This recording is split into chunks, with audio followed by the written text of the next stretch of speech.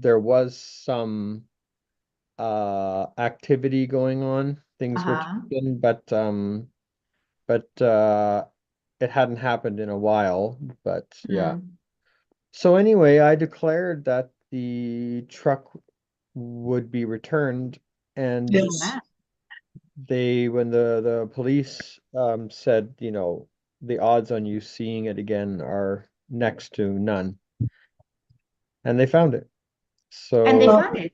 yeah, Praise God. so now they're going through it, of course, making sure that everything's okay with it, but it's been found, and as long as it's still in good shape, it will be returned. So, Oh, praise God. I'm so happy. mhm, Mm. That's a beautiful testimony. I'm so happy. So mhm. I hope everybody saw it. Welcome to the Royal Club.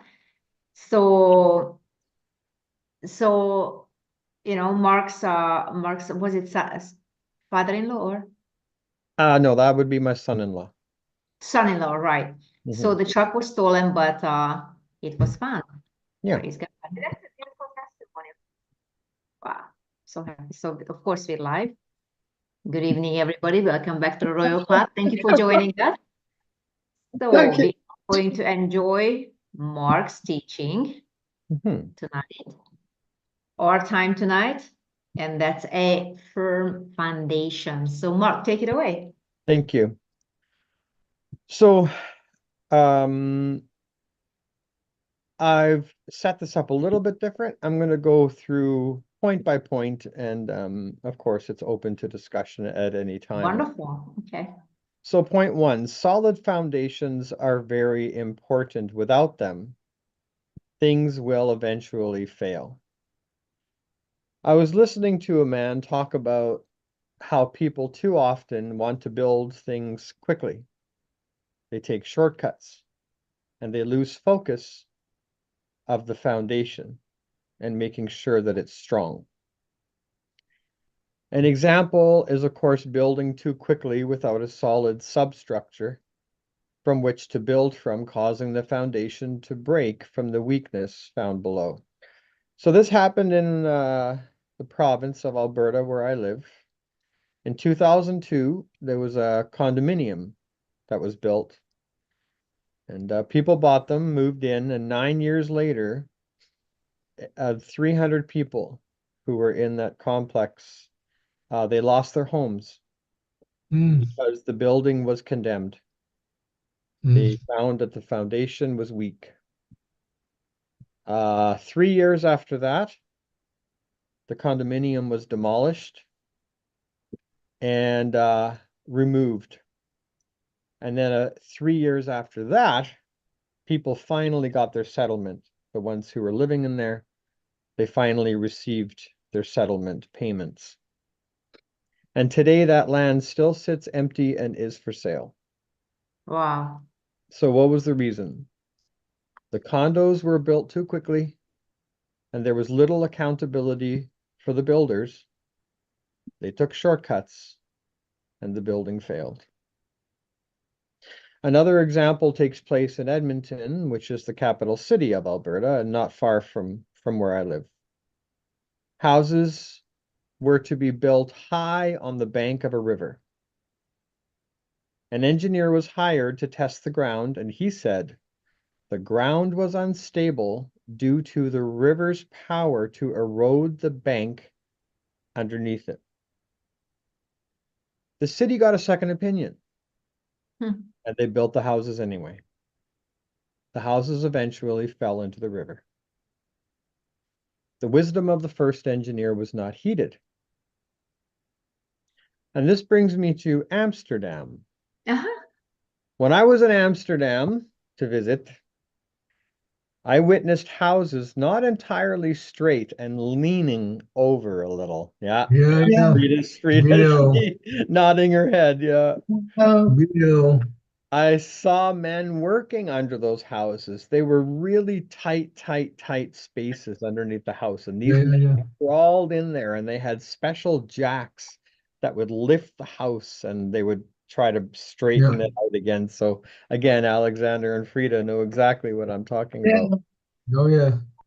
And so at this point, I actually was hoping that you could comment a little bit about, since you're nodding so much, I'm happy that you are, because I was going to ask you, what did you see and what is your experience with that and how do they fix it? I know Holland, very often they're building, they're kind of building up and out to kind of keep the ocean at bay. And of course, Amsterdam being so close and so on, and with the canals, at least there's a bunch of canals in there, right? So, but how do they keep the foundation of the homes? And is it just a constant ongoing fixing, or how do they keep it? Shall I start? Amsterdam actually is built on wooden pillars. Yeah. So Yeah. underneath all the houses, there are wooden pillars, and by now they will be concrete, I think. Okay. But so that is why the houses are sometimes a little bit out of balance. Mhm. Leaning. Because of the that the ground was not very solid. You know, we don't have rocks underneath, but only clay and sand. So the clay is not very stable, and they have to make the foundation solid on the sand that is underneath. So that is the thing in. If I say it okay, Alexander. Yeah. Yes, you do. They have been building a big metro underneath Amsterdam to Amsterdam South. So that was really a challenge to do that. And about our country, you know, there is we have a lot of water, and parts of our country, a big deal, is under sea level. Yeah. So Some parts 4 meter. Some how parts many? 4 meter. 4 meter? Some parts 4 meter Yeah. below. 4 sea. meters. Yes. So there are a little higher areas, but where we live near the river, there is we are when the water would come from the sea or from the River Rhine, Mhm. really like in Spain for I don't know if you know what happened there. Then we figured out yesterday that our house would be 3 meter under the water. Whoa. So that is that we only can live on the attic. Wow. Yeah. So that is pretty. It is always a thing that is that concerns us in the governments. Yeah, Yes. that makes So we sense. make more room for the rivers. So here is we build a dike and then make a. Green Alexander river. was part of that decision making. Okay. And also when the sea level is rising, then there's another challenge because of the in the west part of the country. So Okay. And water level under the ground have to be in sort of pile so that the wooden things will be wet always. yeah, the So wood they has to stay wet to stay wet in Amsterdam. in Amsterdam. Oh yeah, so that it doesn't rot, you mean? Yeah. Yeah. Uh-huh. Yeah. Wow. Well, thank you. I appreciate that. I was hoping you were Welcome. gonna be here and give some input. Yeah, yeah. Yes, very special country we live in. Yes. Okay. So point 2 now is good foundations will last. So the examples I shared were about physical structures, but what about people? So I met a man, well, before I say that, I used to go to, I don't think it happens anymore, but every year there was a gathering of people and they called it Missions Fest. And the idea was that people who had missions around the world could gather together, collect thoughts, discuss things, have workshops, share, and encourage one another, and of course, invite others to help them with their missions around the world. So this man had a workshop, and he trained missionaries to travel around the world. And he said the reason he started it is he was tired of seeing missionaries fail. Yeah. He wanted to find a solution to this problem. And what he noticed was that most people who were sent out were given 2 weeks of training and then sent out to the nations. Yeah. And due to this little training, they failed. Yeah. They would often blame themselves. Mhm. And this man would take them in and mentor them. Mhm. And he said that anyone could fake being nice for 2 to 3 weeks. But once he heard them begin to bicker and argue, this is when the training would really begin. Yes. I thought that was so wonderful. Yeah. He would teach them life skills, how to endure hardships, how to work together with one another, and how to complete tasks as a team. His heart was about helping people succeed by giving them a solid foundation to work from. Yeah. Mhm. This is where Princess Rika, I wanted to pick on you a little bit. You said, now I might be wrong, but you said you worked for YWAM, was it? Or which Yes, I did as well. Many Um, mission organizations, but especially YWAM, yes. what did you find worked to equip people for success? What, maybe just name 2, maybe 3 things that In what they kind of taught us in YWAM? well, what I mean is, yeah, that you would teach people, wouldn't you? Would you mentor people or teach people, or what part did you play in YWAM?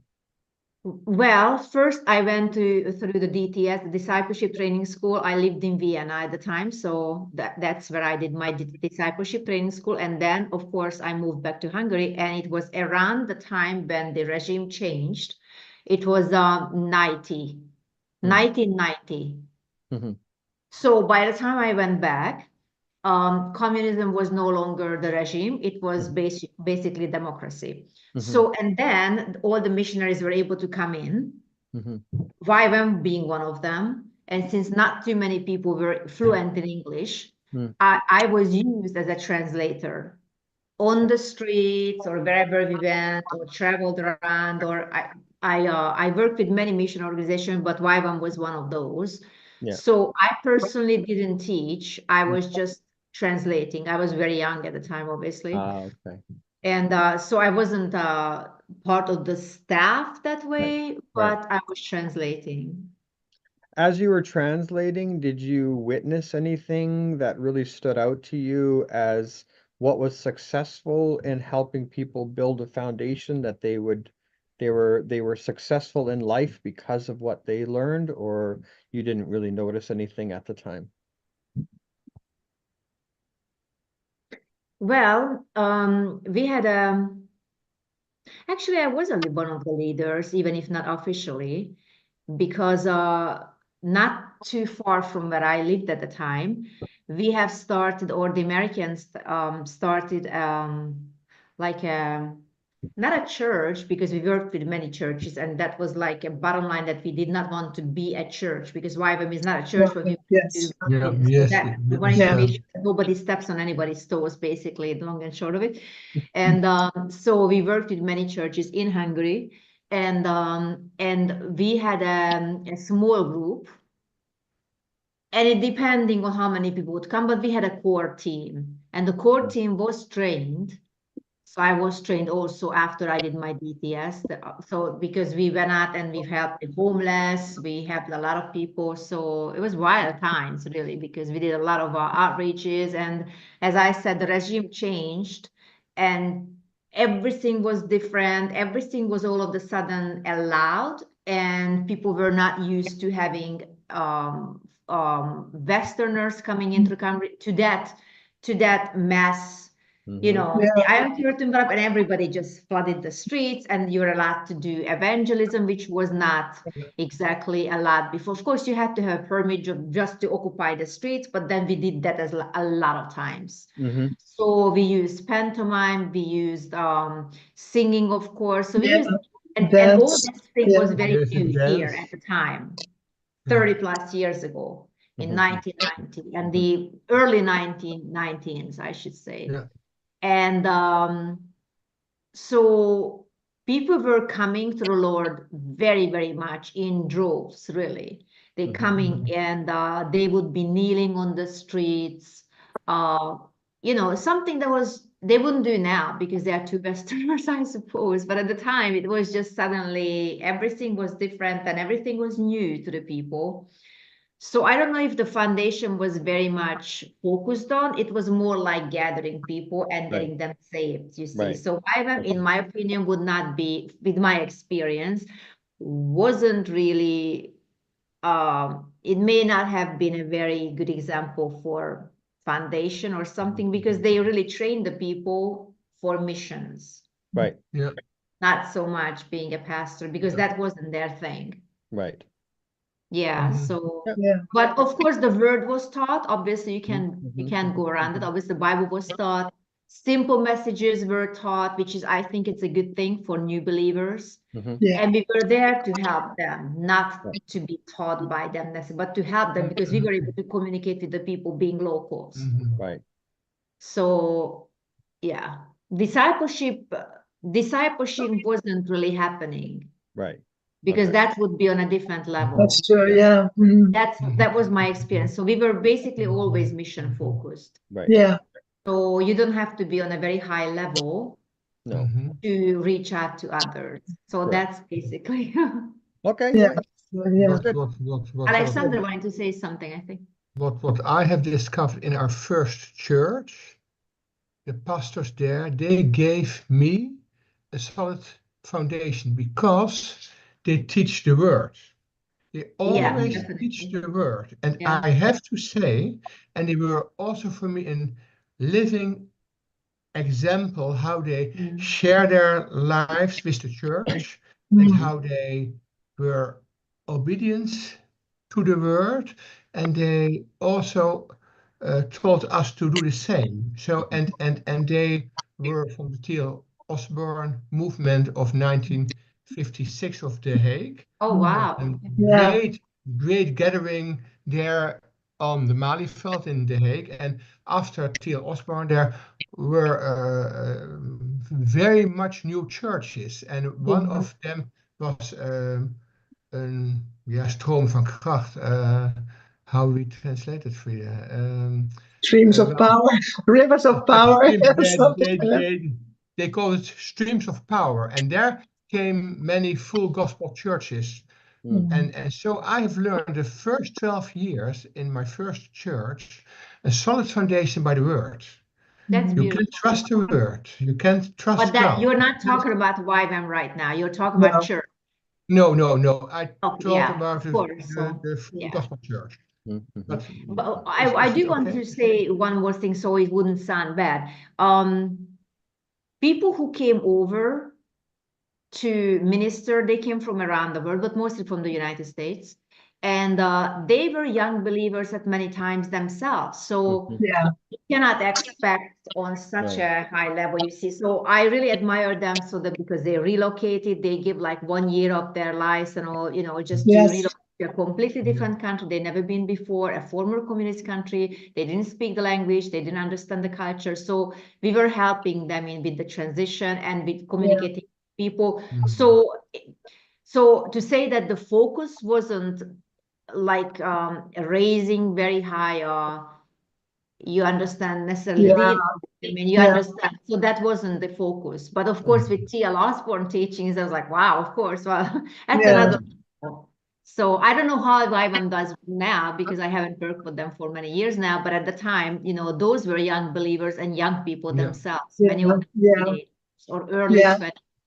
So yeah. But the word was taught, of course, and many of them, and the other thing I remember, all of them had a wonderful and excellent testimony. Yeah.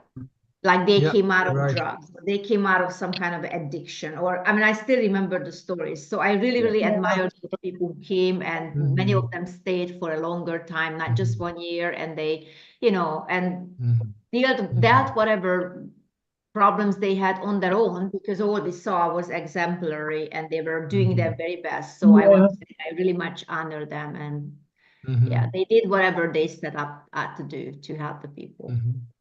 Well, the strongest thing about that was the focus on reaching the world. We've been working with YWAM as well, so Yeah. yeah, Yeah, absolutely. It's mission, a youth with a mission, and youth, of course, we surely had youth, and with a yes, mission, yeah, that's what it was. And we used whatever tools wonderful we were able to do. Yes, at that time. Yeah. Yeah, at the time. Yeah, the times were different as well. So Yeah, Yeah. Yeah, it's so interesting how, speaking of reaching out, I was raised Mennonite for most of my life, oh and yeah, like for, my younger life anyway, when I was a yeah, kid and so on.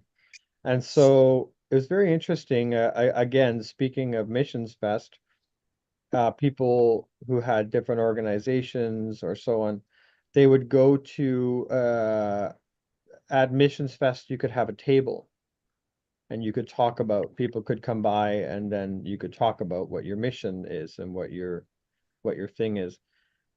And when you went to the Mennonite table, they had a small book that looked similar to the thickness of the Bible. And you open it up, where in the world do you want to go? They had a mission there. wow, yeah, yeah, It almost didn't matter where in the world. yeah, It it's was true. amazing. That's their focus, right? And what they Mhm. would do is just show up, Mhm. live life, and talk about God to the people Mhm. Yeah, wow. as they live life. Basically leading by example, right? yeah, Yes, yes, and Yeah. I always admired that, and I think one of the things that they gave me as a foundation, there was a lot of music. We would sing a lot, even though it's changed a lot now, but at the time, electronics, like you could have a piano, or you could have a guitar, and you could have your voices. Drums, well, come on now, settle down, that kind of thing It's too much. at the time. But Contemporary. yeah, but the songs that they sang are still in my heart, and I Wow. still sing Are them. they more like hymns? We had hymnals yeah, and so on. And then of course we also had camps that we would go to as the youth, and we would sing songs there too. And a lot of those kids songs, I still remember in my heart too. So yeah, That's very wonderful oh and yeah, it was wholesome. such a good Wholesome. time for sure. Yeah, I have a lot of good memories, and even now, like I say, I just carry that on. So that is to me a great foundation Mm. in my life, and I'm able to pass that on to people. Like Yeah. almost anything somebody says, there's a song that'll pop into my head, Wow. and I can sing it. So yeah, and I think music is just so foundational to yeah. everything. Okay, so I'm going to continue here. The Bible gives us insight into what we should be looking for. Hebrews 11:9-10 from the Passion Translation, speaking of Abraham, says, "He lived by faith as an immigrant in his promised land as though it belonged to someone else. He journeyed through the land, living in tents with Isaac and Jacob, who were persuaded that they were also co-heirs of the same promise. His eyes of faith were set on the city with unshakable foundations, whose Yeah, architect and builder is God himself. There is no greater foundation than God himself." amen. Are you still there? Yeah, you are there, Princess Rika. I think you were Hey, almost I'm here. frozen for a moment there, yeah. Okay. Yeah. Point 3. God created everything, It is of great importance that in everything we do, we build upon the principles and truths of his word. We already just talked about that just a moment ago, how important the word of God is and his truth, and that is the main foundation that we should be building upon. We build upon God himself because we are created in his image and likeness, and as he is, so are we in this world. Colossians 1:15 and 17 says, Christ is the visible image of the invisible God. Everything was Colossians 1. Sorry? Yeah. Colossians 1. Yes, I'm sorry. 15. Colossians 1:15 Yes. 15. and Thank you. 17. Yeah. Pardon me. Yeah. Christ is the visible image of the invisible God. Everything was created through him and for him.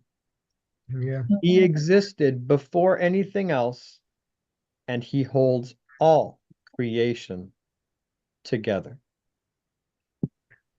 It would be quite silly to not use or to not value God in everything that we do, and be sure to not only invite him and include him, but it's so funny as I was thinking about that. Oh, we invite God and we include him in everything.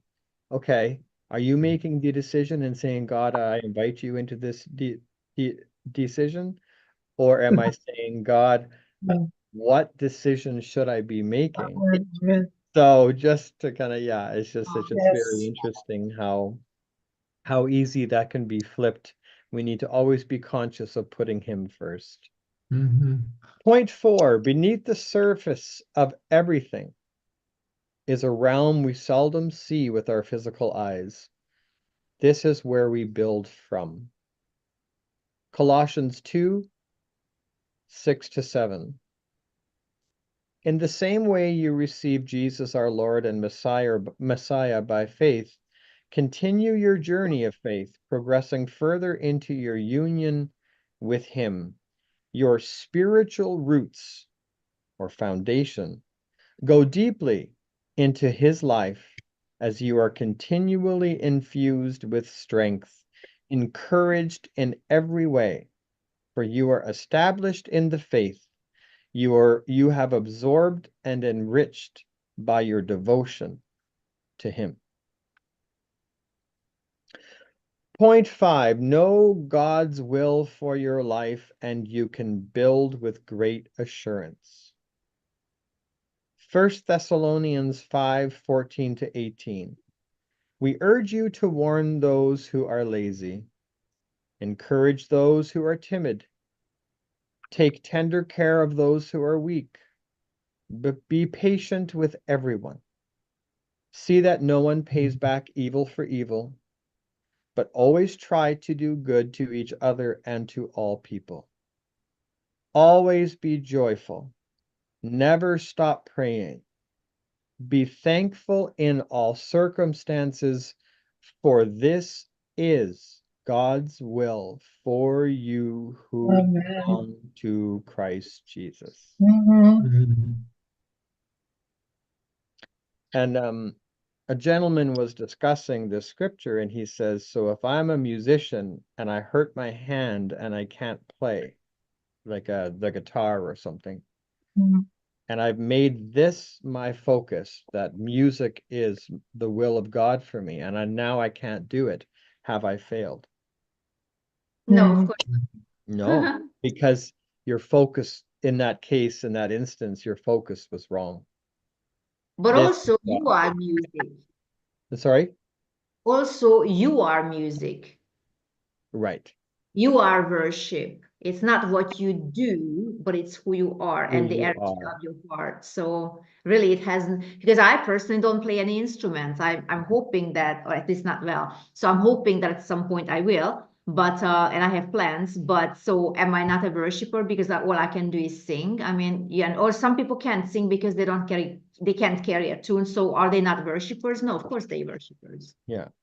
exactly. So really, it has nothing to do with the singing or music. Worship doesn't have anything. It's just, maybe you wanted to touch it on later on, so I don't want to say.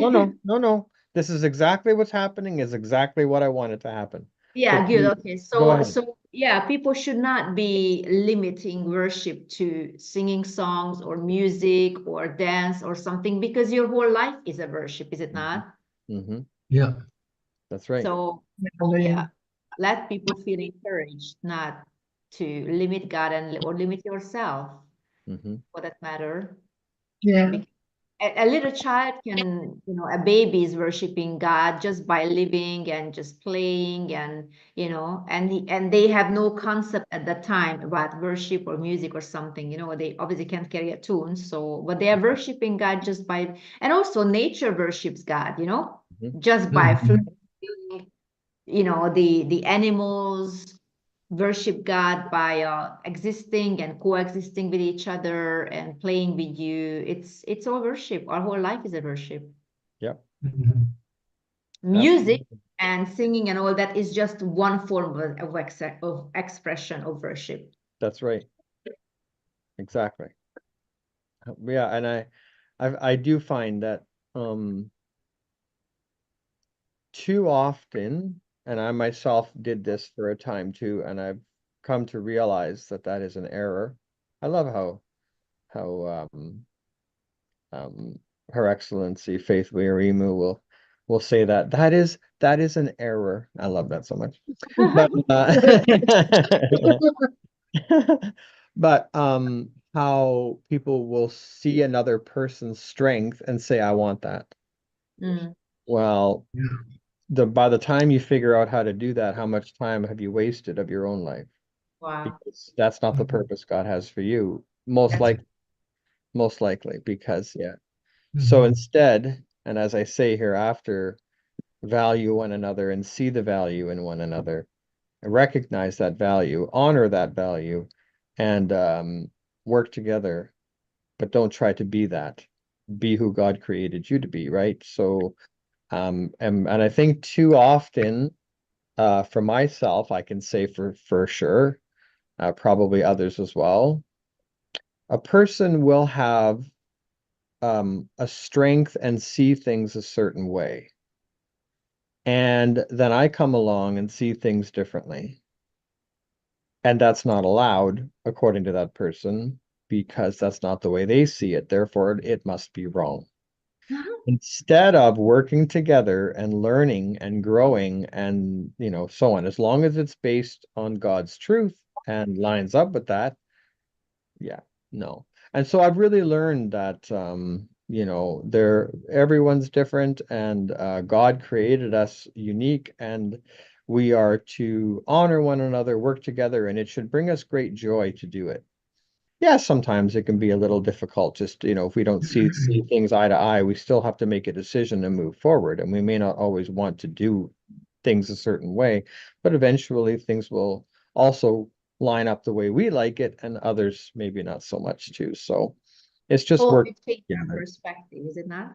Yeah. You And come so, around to that. Maybe there's not just one way of doing things rightly, but a yeah, different. yeah, yeah. I mean, even in messages that uh I'll hear, I may not always agree with it, but there was a lady, very, very wise, um May Weir. She has passed on, and she was probably one of my favorite people to be around. I just absolutely loved her so much. And she said, you know what, Mark, in any message you hear, you can always learn at least one thing. So Wow. always pay attention. And if you don't agree, that's okay. Just write Mhm. down the points that you learned that are valuable, and just in Mhm. everything. And she was such a woman of honor, and yet she was so much fun. She was the only one that I ever knew who, when the offering was gathered, she would walk up to them and pretend that she had guns in her hand, and she'd go like this and yeah, give it up, But she had freedom to do that. She was one of the elders in the church, and she Mhm. was highly honored, and yeah, and she was just a lot of fun. So I mentioned before about Ecclesiastes, and I thought it was fitting to bring it up here. Ecclesiastes 5:18 to 20. And this is from the New Living Translation. I have noticed one thing, at least, that is good. It is good for people to eat and drink and enjoy their work under the sun during the short life God has given them, and to accept their lot in life. And it is good to receive wealth from God and the good health to enjoy it. To enjoy your work and accept your lot in life, this is indeed a gift from God. And God keeps such people so busy enjoying life that they take no time to brood over the past. And I thought that was such a good way. Ecclesiastes can be almost seem such a negative book. It's just very realistic, but it is one of my favorites. Whenever I read it, I'm uplifted. I have met Yeah. many people who say, why would God even put that in the Bible? Like, I don't know, this thing is just so negative. And I go through it and I'm just lit right up. I'm like, well, maybe because I'm a very realistic person. I Yes, look you at this and I'm just like, are. yeah, it just Right down your alley. it just makes sense. Yeah. So then, and then he brings out these points. He says, so then what is the point? What can we do that is good?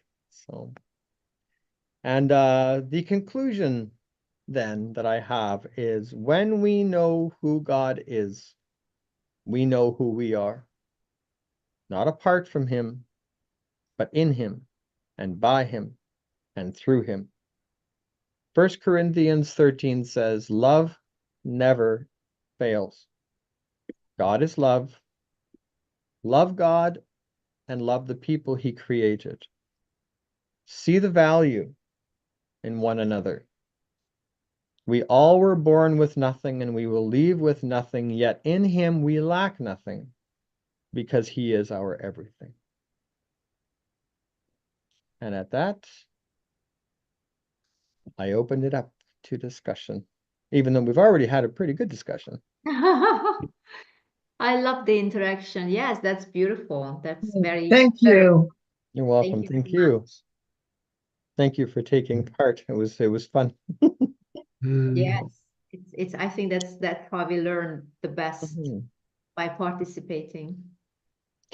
And I like that I asked you, Princess Rika, about YWAM because I guess I didn't quite have that impression that you were younger at the time and it was a more of an interpretive role, and you were just in your discipleship and that kind of Yeah. thing. So I kind of in my mind and just the way you had just kind of mentioned it periodically in my mind, I kind of built it up that you were like a real almost like a I was leader. definitely a pillar, Yeah. but I didn't have a title. We didn't really have a title there. I guess nobody did. Yeah. We had a great leader, Mm-hmm. Al Young, who moved from Georgia, and later on he got married with his wife. They moved here, and yeah, they actually moved here. So there were some people who actually moved for decades, and Mhm. but again, the earth has changed. So now there are so many, Yeah. maybe the mission groups came to Hungary, so people kind of got used to seeing the evangelizations on the street after a few years of like massively evangelizing on the streets and everywhere. Really, it just down because it was no more. It was not like a curiosum anymore. It wasn't like a novelty anymore for the people. Mhm. It was great because like a dam was open and then all these water Yeah. just Yeah, that's right. That's so right. Yeah. yeah. That's And then everybody wanted to come to Hungary. yeah. I guess to Those put it under things. their belt, every mission. Yeah. We It was had the like same was in the Floyd McClellan Netherlands. from Holland and lots of people from around the world. So Hawaii, everywhere, lots of people and great musicians, some of them great singers. So they use music or we use music. So we were just hanging out with them, helping them, joining their chorus or choir. And yeah, we were one team for years. It's great. And the Yeah. teams were always changing, but there were some people who stayed Yeah. here. And you know, when you talk about foundation, I'm thinking that yes, they have become my foundation, but not perhaps about the teaching part, but by examples, just like what you were mentioning, because I do recall, and yeah, I mean, I can say that they were pillars in my life, I should say, yeah. Mhm. So even though the names or the titles were not of kind of a special whatever, like we have now, apostle, holy pope, you know, all these HRH or whatever, you know, I've seen the real people who really Yeah. living their comfortable life, comfortable job, putting their savings into, you know, changing a country. And they were young Mhm. Yeah. people. And that's Yeah. to start out their, you know, their life by changing another life or changing another country. So I really admire those people. And they have added so much to my life. And yes, they are my foundation in a way. Yeah. Have I could added understand that. Yes. they Yes, have I added so understand. much I that understand. because just by observing and by living with them, you know, we were there every day. We were in their house they rented. It wasn't far from mine, so and I met a lot of people there. I'm still very close to. So yeah, they were very much of a foundation for all of us. Mhm. Yeah. Mhm. All of us. Yeah. Wonderful. Yeah. Wonderful. Wonderful. Wonderful. I Yeah. love it very much. Yeah. Yeah. And one, I don't know if you know this, but this particular teaching, or I think it was like a booklet. I remember Hal was always teaching about the exchanged life. Did you have that book? The exchange. No. No.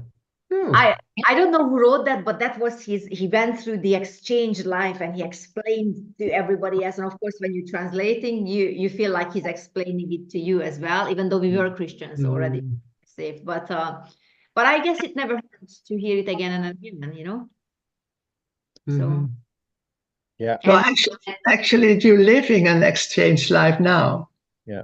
yeah, that was Yeah. the whole point that you Yeah. took you put your it was very basic, but I think it's a good idea to put like a very basic teaching to the people because they just came to the Lord, you know, and you want to make sure that they understand the very basics. So that was the foundation, the exchange life. You had a life before and now you have Christ life. That was the whole idea. But he was so, I still remember he was so happy to share that he was so excited about this the exchange. It was so sweet. So Yeah. and we Yeah. learned from them, and the fellowship was wonderful. And we Oh, were all yeah. Yeah. Oh, so yeah. that Oh, was yeah. the thing. Yeah, I learned And a lot. Yeah, they are foundation. Yeah. Yeah. yes, Yeah. you've learned a lot too, huh?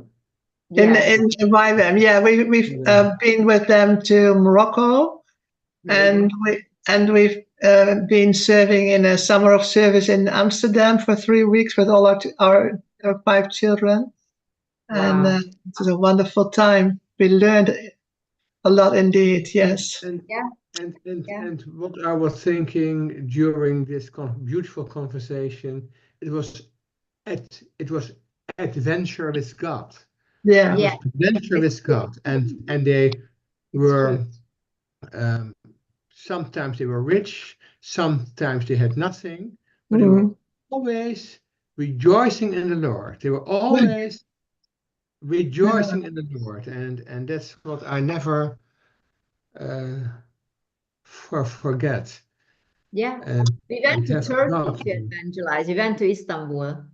And Um, I remember for the early 90s, we have no mobiles, no no internet. mobile. One moment, We didn't one record moment anything because we in had in cameras. the Yeah. headquarters of YWAM in Heidelberg. Yes. It's near Arnhem. Um, there was an appointment in an afternoon and an evening, and everybody from the nation came there, and Yeah. nobody knows from each other that there was something going on, but Yeah. everybody was there. It was Yeah. amazing afternoon, amazing evening. It was spirit led by the Holy Spirit. It was so beautiful, and I have experienced such a love and such also such a discipline to serve them. Yes, it's true. They have very much discipline. Yeah. Yeah. And this, what you mentioned, this living together is very strong. I think this is also very strong to live together and to share your life together. Yeah, we never saw it afterwards like that, right? Like they lived together in Ceuta at that time in Morocco, in the Moroccan Spain. Yeah, the Spanish headquarters. Enclave, yeah, in Morocco. It was really a community. Yeah. Yeah, community, very much. Yeah. Yeah.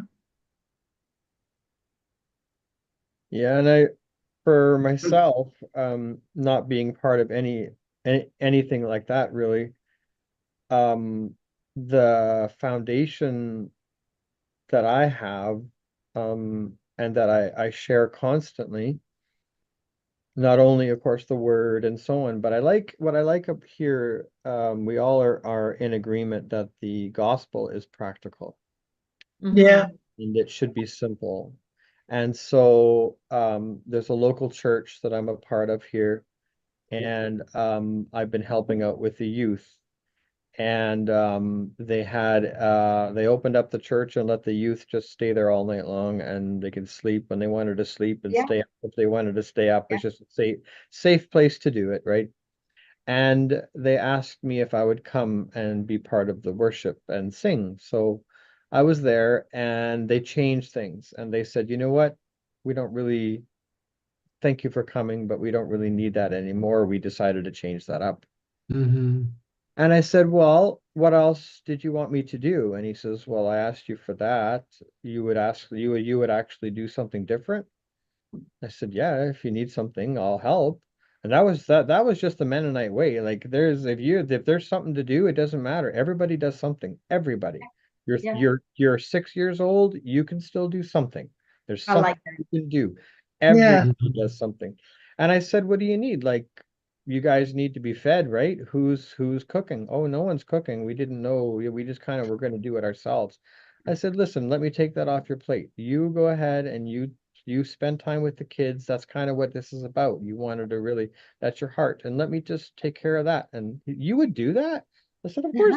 Yeah, that's just a way to help out. Sure. And he was just blown away. And for me, it was just a normal thing. I mean, I was shocked that he was shocked. You know what I mean? I would have thought he would have, I think that, I don't think it's lost, but I think in this fast-paced world, okay, that's what I came to do. So if that's not happening, I'll just go do something else. Thanks, bye.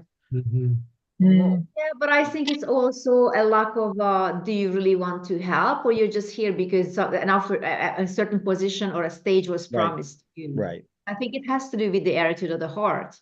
True. And also, I don't like when somebody wears like a very high and mighty title, and I never see the person actually work in the background. I never trust people like that, because I know their intention is not correct.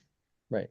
They come to the position. So all they want to do is grab a microphone and let everybody hear them and listen to them. But you know what? Everybody here knows how to cook. Everybody knows how to do the cables. Everybody knows how to run the cameras. And we all preach. We all know how to preach, and we all heal the sick. Yeah. So, and I think that's how it should be, because why would any task be too small for you? Because you have a big title. Number one, who gave you that title? Yeah. So even that's, so it's like, I believe in serving your way to the top, but at the same time, I don't think anybody should be beyond serving at certain point. That's right. Yeah. So obviously you want to give people the opportunity to serve. And if you're the only one who can preach or heal the sick or whatever, obviously you don't want to do cables. In fact, you shouldn't be doing cables at the time. But when time comes, you know, if need be, like Apostle, I've seen him over and over again doing cables, because number one, he's the best at it, you know, how to hook hook up the cameras. He taught me, he trained me. So Yeah. it's not beyond him to do cables, but obviously his time is better served or better used, Yeah. you know, healing the sick, raising the dead. Mhm. But Mhm. it's not beyond him to serve or to, Yeah. you know, do whatever it Mhm. takes. But Yeah. I've seen people over the years that I have never seen serve. Right. Mhm. I have my doubts about them because why do I never see you arranging chairs or doing cables or learn? Oh, I don't know how to run the camera. But guess what? Learn how to run Yeah. the cameras. Yeah. You can't say, you know, I'm not going to do anything because I don't know how to do it. Well, would you like to learn? That's the only Mhm. question. Mhm. I remember I got my first job because I was working in a certain position, and one of my friend who came there, okay, I should just say, beginning of the 90s, I was working as my first job was aerobics instructor. Mm. Everybody was into aerobics, and this was my hobby, so and it just became my job as well, you know. Yeah. So I had people from I was situated in a club that was in the most expensive area, and all the wives of the diplomats and people who were, again, beginning of 90s, moved here because like Korea, Samsung, Korea people moved here and they all speak English. So they wanted to have someone who speaks English and holds the classes in English. So of course they all came to my class. So I rarely had Hungarians there. It's always somebody's wife. And they came. So anyway, and then one day, one of my guests said, you know what, my husband is looking for a PA, a personal assistant. I said, well, you know, what do you need? You know, just go in and then he's going to interview you. Well, he was the head of the Samsung factory in Hungary, just came into the country, that was a very big position. He was the marketing director, and I became his PA like this. And I still remember his words. I told him, because I was very honest, I said, you know, I have never done a PA position before, and I don't know how to do this and this and that.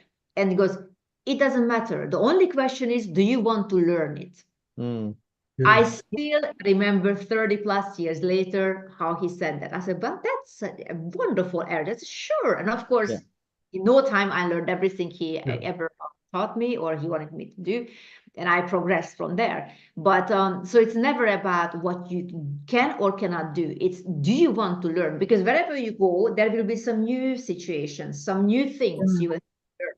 It could be a new language, skills. In fact, I suggest that you would, I'm talking to people out there, I suggest that you would look for places where you can add some other skill sets to your already existing Yeah. ones.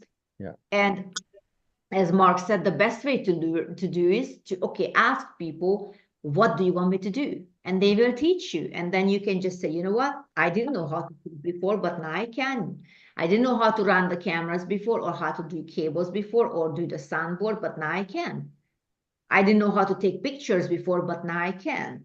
Mhm. So it's a win-win situation because Yeah. right? And the people there locally need your service, but at the same time, you are being enriched with a new skill set. Mhm.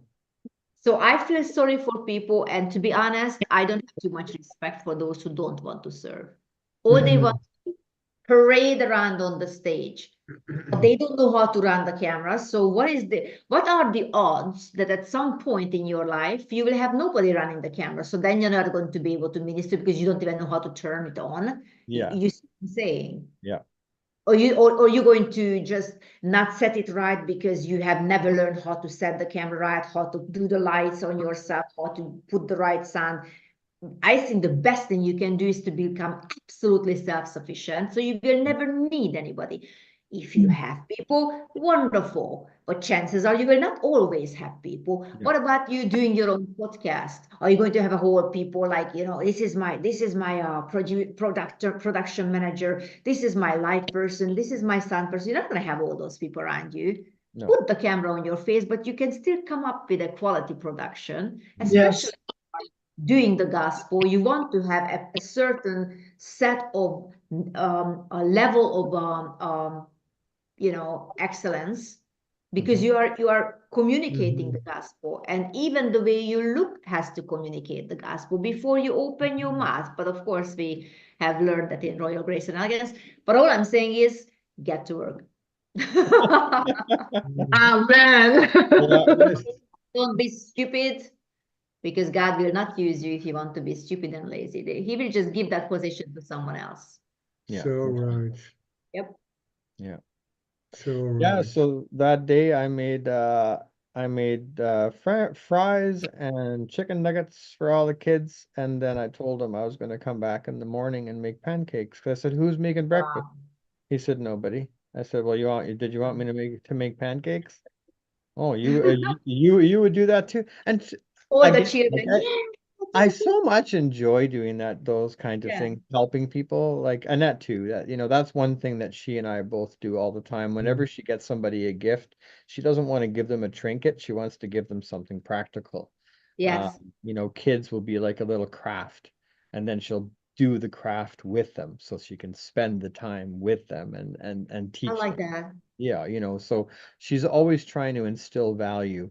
We have a residential cleaning business, and she runs the whole thing. And she's had people come and go, come and go. It's just one of those types of jobs where there's like, people stay for a short time. And she was getting a little bit frustrated. And on the sand that is underneath. So that is oh, the so, but and so what she asked was, the question was, what about the Ukrainian people? There's so many Ukrainian people coming in. They have a community. I wonder if they need work and so on too. Well, that has been the best move that she's made. Boy, these people really appreciate the opportunity, and she values them. She treats them so well. And they just love her, and she just loves them. And it's the value that she instills in them. And she says, "What did you do when you were back in the Ukraine? And what do you want to do now? And this is just an opportunity to earn some money, learn a skill, but I want you to focus on, your goals." So the one, she was an accountant, and she's helping her with that. Another one was also, so that would be a second accountant. Another one was a nurse, and she's trying to get her back into that and so on. Because when they come here, they can't just be a nurse. It's a different country, so yeah. Yeah. there's a process. And so, yeah, now two of them actually have to go back to renew their work visa now. And so they'll be gone for a Ukraine. while. But yeah, to Ukraine. Ukraine. Yeah, yeah, Really? yeah, Mm. yeah. They have to go back. Yeah. So, And they yeah, have the war. well, that's what I thought. But apparently they have to go back. So, yeah. Mm. Wow, sounds I know like I we I cannot found send it the strange refugees. too, but yeah. Yeah. Wow. Mhm. Yeah, why would you send them back into a country in the middle of war, Whole right? idea to rescue them from the war, if there is a war, in fact, because we don't Mhm. even know that, do we? Well, for them to have to go back kind of makes you wonder what's going on, right? But yeah. Yep, I've been saying it for years. Yeah. As you will. Yeah. Yeah. Okay. Yeah. At the risk of getting too political, which I won't, but I think things are gonna change very soon. Oh, yes, they will. Yeah. Yeah. Oh yeah. So Mm. yeah. So there we But go. that's wonderful. See, it's a win-win situation because Annette had wonderful workers, and the workers were able to take on some jobs which they needed. Yep. Yep. And so yeah, she's really encouraging each one to because when they come here, they're asked, what value are you going to bring when you come as well, and what kind of thing, if you're going to stay, kind of thing, whatever.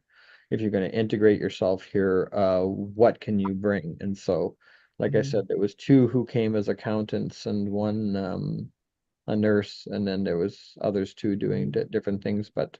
And that really, the one there, she was kind of nervous about everything, about getting back into accounting and things, because it's a big Okay. process to go through everything, and she kind of got Wow. intimidated, and that just kept giving her gentle nudges and so on. You can't force them, but she kind of gave her She nudges. can just work in a different capacity if Yeah. she wants to. So she So doesn't have now, to be limiting herself to what she used to do, I yeah. suppose.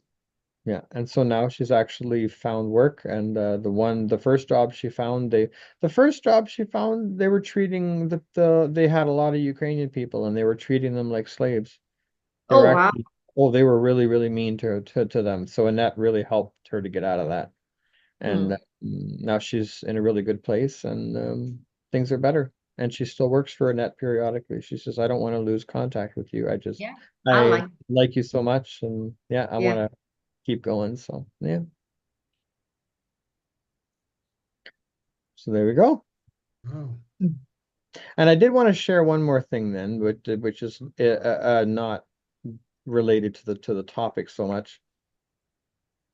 But it's about healing.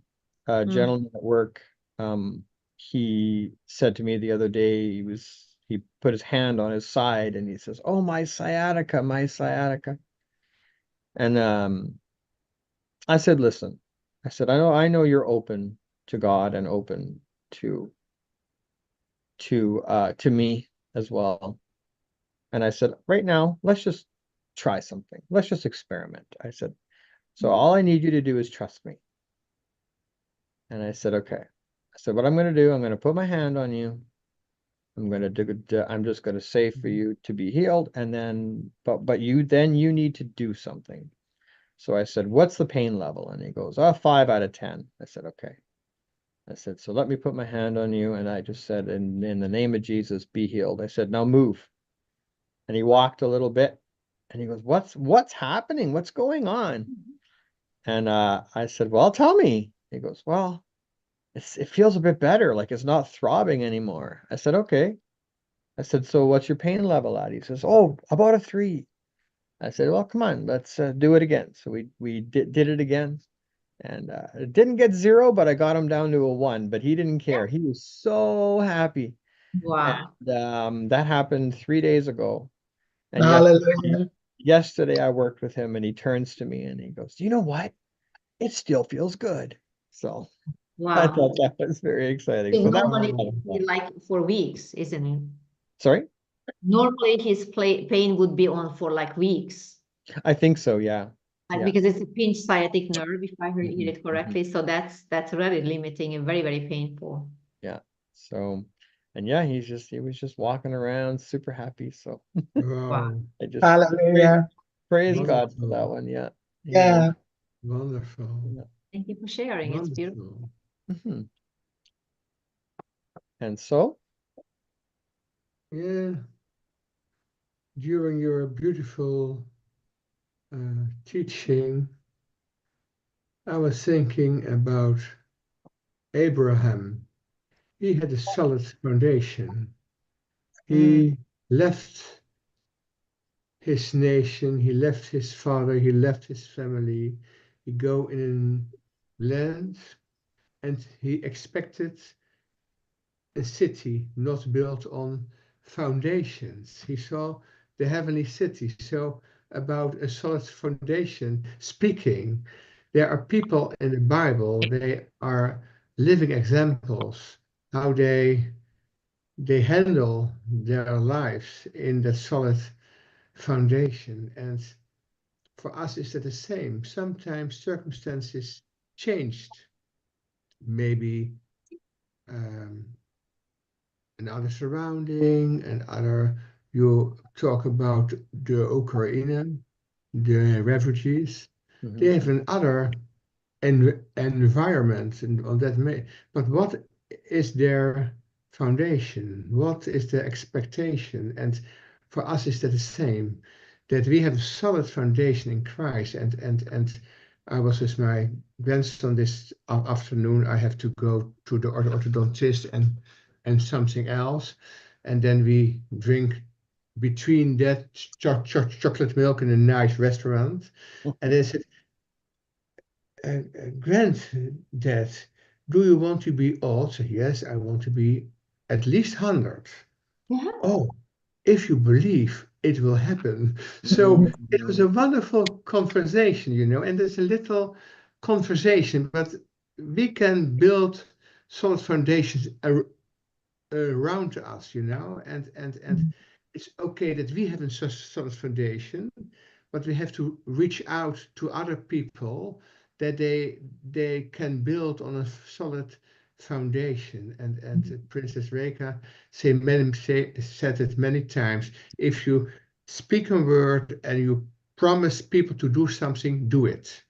Keep your word. And if you don't, come back on that and keep it. So we can build also solid foundations around us. And that's what I'm thinking the last few months. We have to reach out to people to build them. They hear a lot of noise and news, and maybe it's true, maybe it's not true, but we have to build on people their foundation. We have to teach them. We have um, to support people around us. That we have a bigger group around us with a solid foundation. Then we will be unshakable for the kingdom. You know. Yeah. That's we are citizens of an unshakable kingdom. That's the foundation. Yes. That's a wonderful foundation. So I was thinking about Abraham, Joseph. It was not an easy life, but Mm. he did it, you know. But he had a solid foundation in God. He had a solid foundation. Whatever happened, he had a solid foundation. And yeah, yeah, Yeah, the solid foundation in Joseph's life was the word of God, wasn't it? The Mm. promises of God yeah. that looked very different than his present circumstances. In fact, it seemed like he went down and down and down, you know, Yeah. to this dungeon or this the well, the empty well, and then he was sold as a slave. He used to be a very prominent. He was a prominent of the very prominent family in where he came from, and then suddenly he found himself in a slavery position. Yeah. Then Yeah. from there he went to the prison for not wanting to commit a crime. And then immediately, I mean, not immediately, but after a few years, doing very diligently also in the Yeah. prison. Yeah. Everywhere he was serving diligently and holding on to God's promises. And from one minute to the next, he was in the palace. And from that Yes. point on, Yeah. he was there. He was there. Yes. So Yes. And I remember a beautiful conversation with Apostle Charles. Um, in Rhode Island. We had a teaching, and then one of the ladies, she come from Denmark, and she said, "Yeah, after a few 10 years or so, people came back to me, and then they asked me something, and then the apostle teach her and also us. Look, he said, they have watching you all the years you were not with them. They don't say that, but they're watching you. They're watching you, and then they will know how it's now with your life. But that lady was building on their foundation. They don't quit, you know. And so yeah, that's what we have to do. Yeah. Yeah. Yeah. Absolutely. Yeah. I think all of us have, Princess Rika, you have your nieces and nephews, or just nieces, I think. Is that right? I have two nieces. Two nieces, and then Alexander and Frida, grandkids. I have grandkids, and so Mhm. all of us have a lot of seed to sow into their lives, and That's right. that Yes. foundations to build in their lives. But Yeah. also just by living and people are watching you, Yeah. you are sowing seeds. Even Yeah. if you never speak to you, never speak to them, just by the way, you just smile Yeah. or the way you are and the way you carry yourself, they admiring you from a distance. I'm Yeah. sure they are. Right. Because you stand out, isn't it? Hmm. You stand out. So maybe they will never gather the courage to walk up to you and actually strike up a conversation, but nevertheless, they will remember you. Yeah. You are sowing a seed Yeah. just by being who you are and the way that you carry yourself. And yeah. Yeah, as a kid, I used to practice a lot. I don't know why. I just did practice. What would it be like if I was deaf? What would it be like if I was blind? Ah, What would it be like if I was this, that? And And so a person who cannot speak because they're deaf, or at least maybe not communicate the same way, you would just simply be watching them. There wouldn't be if you didn't know how to communicate well. You would, or even a person who speaks a different language, Yeah. and you can't communicate that same way, if you don't understand each other, then yeah, you would just kind of be watching how they do things and vice versa. And so, yeah, and you can learn a lot from others and how they do things and still learn from each other. Maybe a person is more disciplined, and so Yeah. you can maybe pick up some pointers and some tips and so on, Yeah. and yeah, so quite Well, interesting. for instance, I go to the gym and I'm disciplined to be there. Yeah. And that's Yeah. a testimony in and of itself Right. that the coach is the only one who always sees you, of course, because the coach has to be there. But to always be there, whether rain or shine, different circumstances, that's a testimony in and of itself. Mhm. Because many times as a coach, you understand that people come and go. But if you have like a few solid people that you can count on, that they're always going to be there, that's a testimony even in and of itself. And with training, it's like, well, sometimes you feel like going to the gym, but most of the times you don't feel like going to the gym. And guess what? Talk about discipline. You still have to go to the gym because it's like sometimes I feel like not brushing my teeth. Sometimes I feel like brushing my teeth. That's not how it works. Mhm. That's not how it works. How you feel about a certain thing that you No. know you have to do. I just but I mean, you have to do certain things even if you don't feel like it. Like you have to clean. If you have a very good example as your mother who always cleaned the house, made sure that everything was ironed or the food was on the table, that's the thing you carry on as someone else's wife later on in your life, isn't it? Mhm. Yeah. So that's Yeah. a seed your mother sowed into your life, the discipline. Yeah. Especially, obviously, you guys had a lot of kids. So I'm sure they had you guys were an excellent example of how to run a family, how to make sure you spend time with each one of them separately, how to take care of them, how to provide, you pay attention to everyone. So that's the example they are carrying into their own families, Yes. not Yeah, it's true. Yeah. a foundation, very much a foundation. Yeah. Yeah, And I see that in the families of our children. Yes. I have a very beautiful testimony. I celebrate my birthday on 9 of November with our entire family. But Oh, we that's had nice. when there were birthdays in our family, our children or Frida or me, we always sing then happy birthday in Dutch and then happy birthday in English. And then we have a song in Dutch. The Lord bless you. The Lord bless you. The Lord will bless you, and so on and so on. And He that created the heaven and earth, he will bless you. Yeah, that song. Yeah. So this song, and I was standing there with bubbles in my glass, and my eldest son Everyone starts around. Yes. that song, and all the children were singing that song Yeah. for me, and I sung that back to them. It isn't common in our family, but there was something what Holy Spirit did on that moment. It was Wow. so beautiful. It was so beautiful. Yeah. Yeah. Yeah, I mean, talk about foundation, we always sow seeds, and that creates a foundation in someone else. I was just talking to my sister because I was helping her, and we spent a couple hours together. So I was telling her that I just watched the movie for the second time now. It's not even a new movie, but I guess the new ones are not exactly good, but the old one seems to be much better. That's true. So this one, I should put it on the club. It's called The Devil's Arithmetic. The Devil's Arithmetic. I don't know if you have ever seen it. And you were cut out there. Can you say it again? The Devil's Arithmetic. Arithmetic. Yeah. Oh, okay. I don't know if it makes sort of any sense, but doesn't matter. The title, forget the title.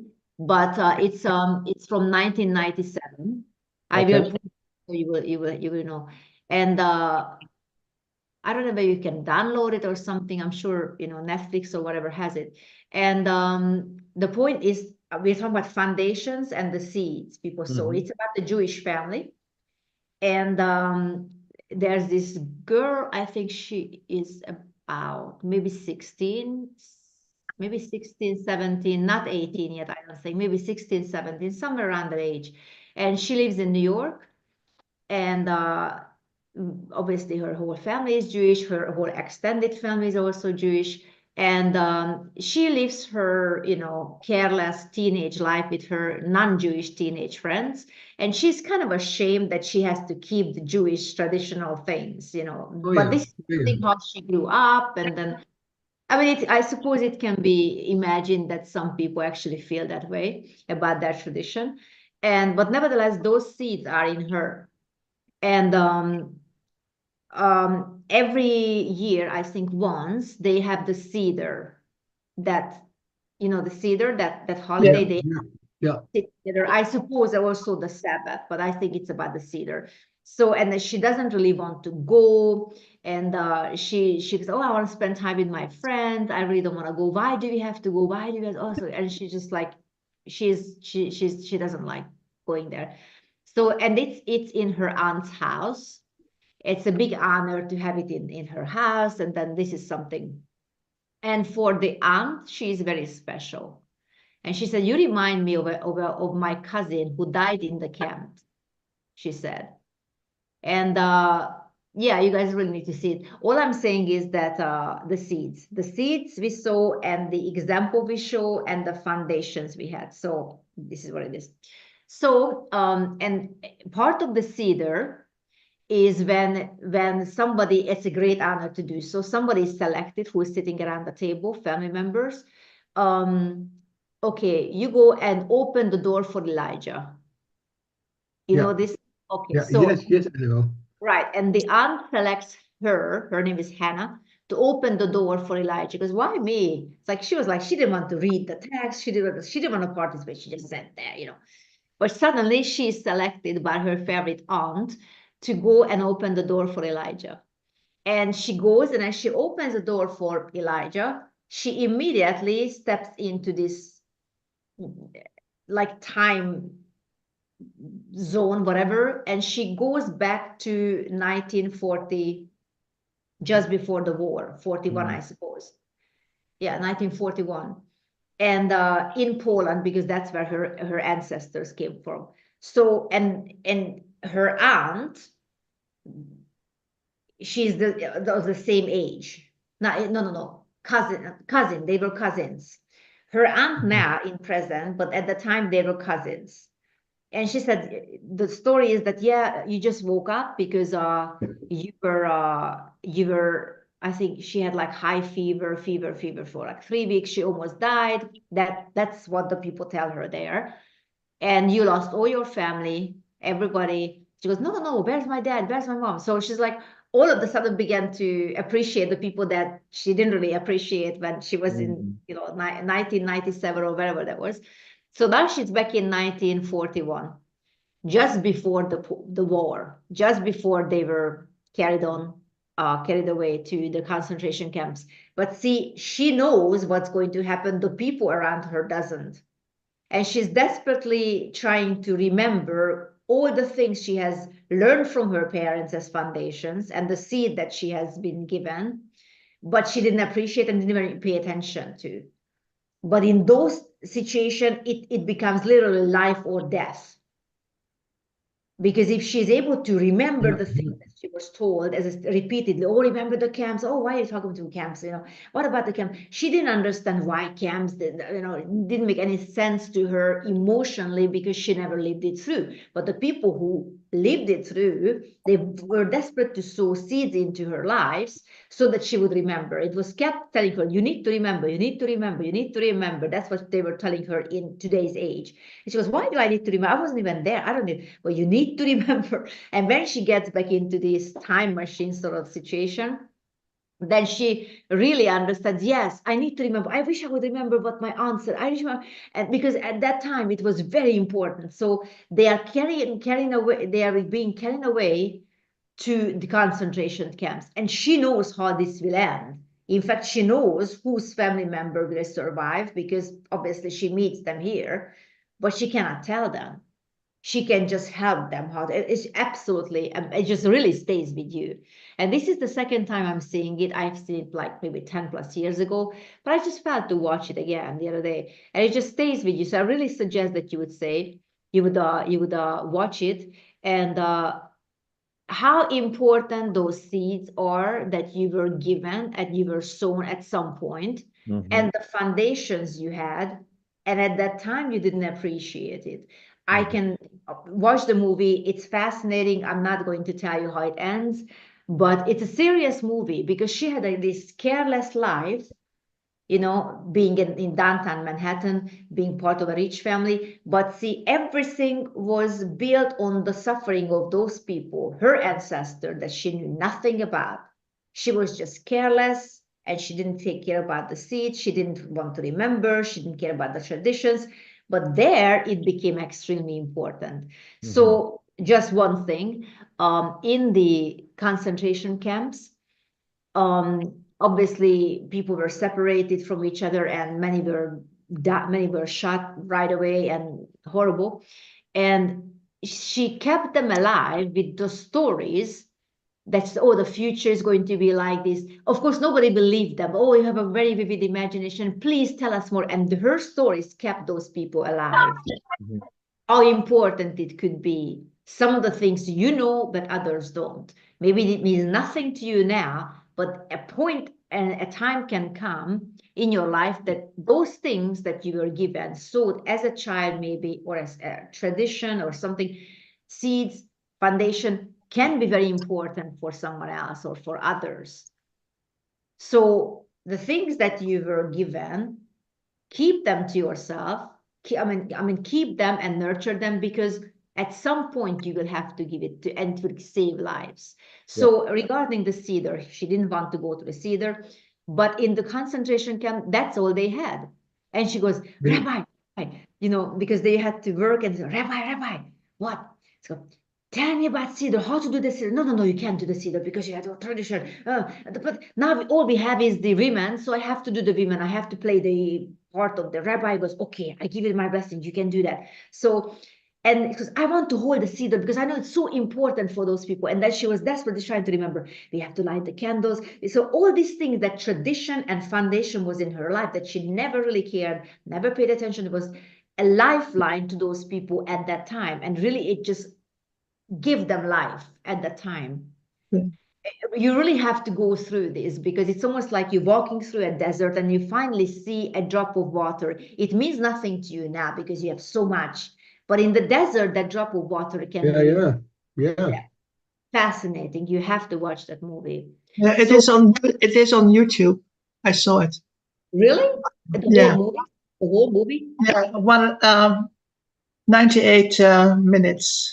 Oh, wonderful. So I'm happy. Yes. I'm going to send the link to my sister as well. You watch the movie now?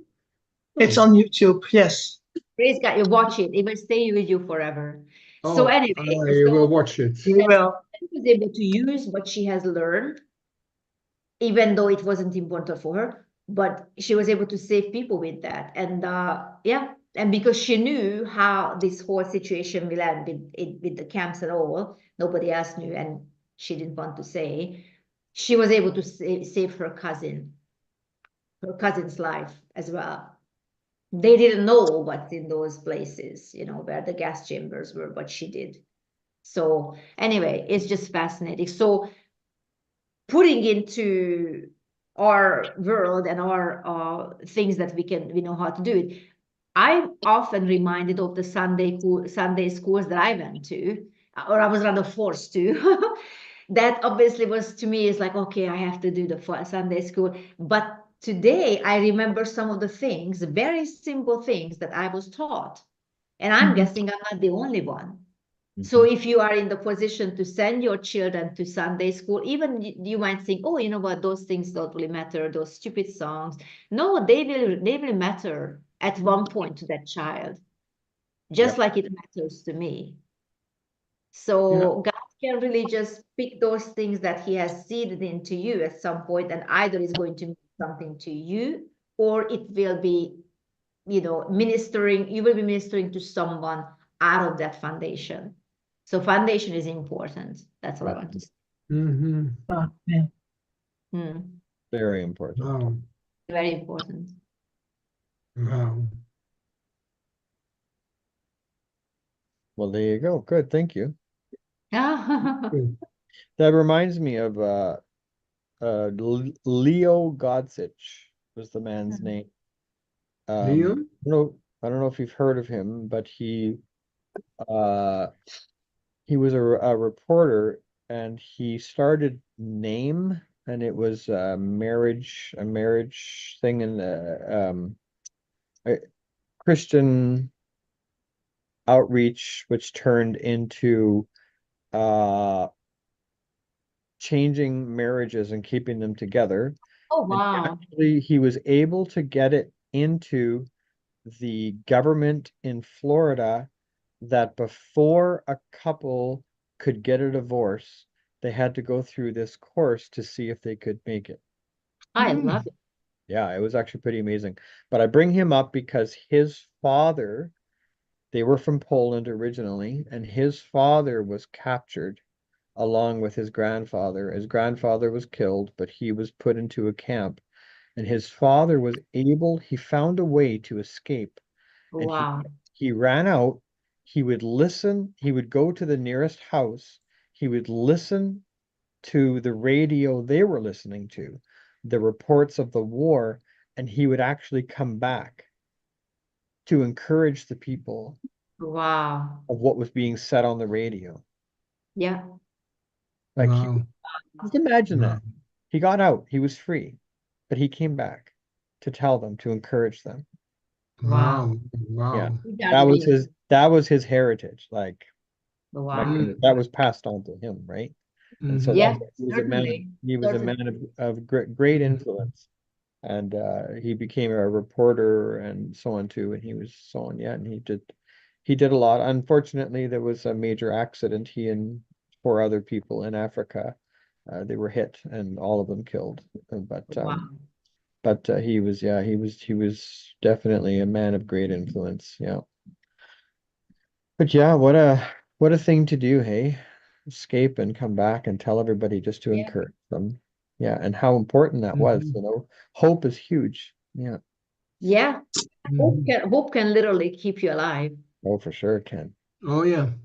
I mean, Yeah. I think that's the only thing that can keep you alive, really, when everything is dark around you, but you know that light is coming. And that's why the promises of God are so important, because we hold on to them when we really don't see anything. Yeah.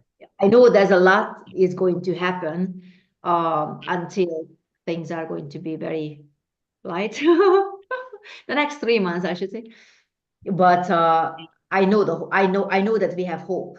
I Yeah. know that we have hope, because I've Mhm. seen the future. Many others have seen the future, and it's bright, bright, bright, bright, bright, and we are winning, winning, winning, winning, winning.